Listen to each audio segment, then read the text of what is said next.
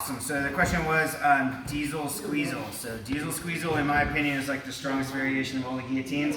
I've got these super long, really spindly arms, so it's hard for me to hit standard style guillotines. I just don't have the build to make them perfect, right? I can get into them really easily. I just can't take all that space away. So Squeezel solves a lot of those problems. So the Diesel Squeezel, to understand it, you have to understand the standard guillotine a little bit. So the idea here is that my arm is going to go around his neck. I'm tucking his head into the pocket like a football, and then I'm going to be reinforcing that first arm.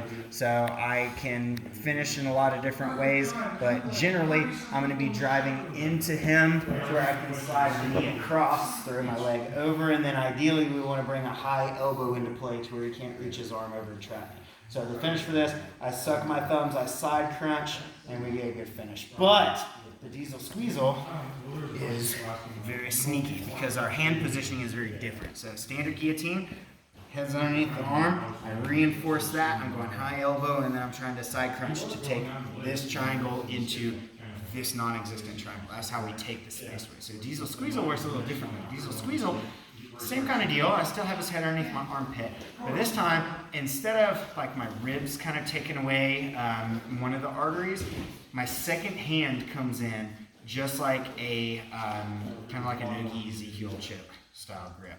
So the grip here, I'll have his head facing me where you can see it. I'm going to be really loose where you can see it.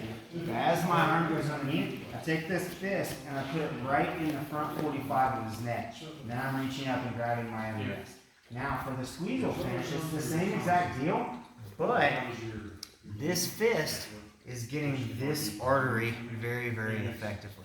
So you can finish Squeezels a whole lot of different ways, but generally the idea is the same. I'm going to be driving into him, that like allows me to bring my hips up. I sit my hip through and I throw my leg over top if possible. Now for the finish, instead of side crunching so much, I'm really pulling this fist towards his neck. So it's more of like a levering style action for my finish. So I'm just pulling the fist into the side of his neck here instead of so much side crunching. We still side crunch. You definitely want a side crunch, that will add to it. But the primary mechanic is pulling that fist more into the side of his neck. So the mechanic behind this, any good blood choke, we need to be cutting off both sides of the carotids. So my forearm cuts off one side and my wrist cuts off the other. So that V right here is what's collapsing that neck.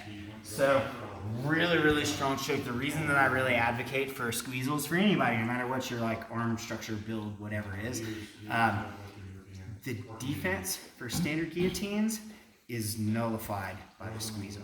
No matter which direction they try to escape for the Diesel Squeezel, it makes it tighter, like way, way tighter. They won't even be able to like hop halfway before they're panic tapping, okay? So one more time for the Squeezel. We won't do like a master class on it, but just for an intro for the people that haven't seen it before.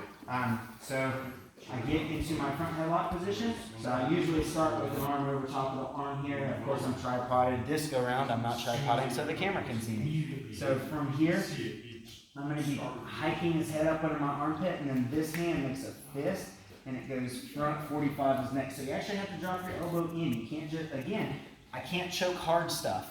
So if I'm pushing straight in the side of his neck, I'm not going to get a choke there. I need to be here, angled upward into the neck. So from here to here, for my Squeezel finish, I can do the exact same thing. I drive into him, his shoulder is what picks him up, and I move off to about a 45. This leg is going to swing across this hip line. It never touches the ground.